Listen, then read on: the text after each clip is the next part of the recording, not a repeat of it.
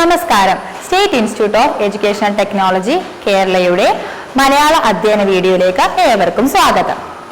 നാസ് പോലെയുള്ള എല്ലാ പരീക്ഷകളിലും നിരന്തരമായി കണ്ടുവരുന്ന ഒരു ചോദ്യ രീതിയാണ് റീഡിംഗ് കോംപ്രിഹെൻഷൻ അഥവാ വായനയുടെ ആശയഗ്രഹണം.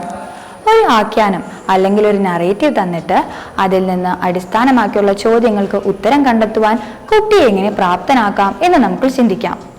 വായന വാക്കുകൾ കൂട്ടിച്ചേർത്ത് വായിക്കുന്നതല്ല വായന.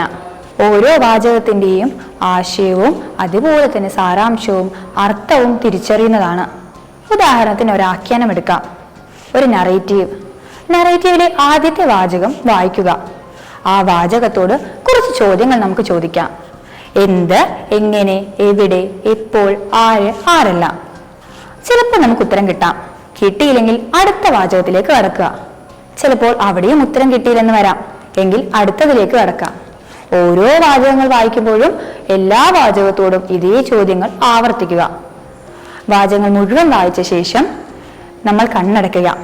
കണ്ണടച്ച് ഇതേ കാര്യങ്ങൾ മനസ്സിൽ ഒരു ആശയഭൂപടത്തോടെ മനോചിത്രമായി സങ്കല്പിക്കുക. ലളിതമായി പറഞ്ഞാൽ ഒരു വീഡിയോ ക്ലാസ് കാണുന്ന പോലെ മനസ്സിൽ സങ്കല്പിക്കുക. നമുക്ക് തീർച്ചയായും ഉത്തരം കണ്ടെത്താം. ഇത് ഭാഷ അടിസ്ഥാനമാക്കിയിട്ടുള്ള രീതിയല്ല.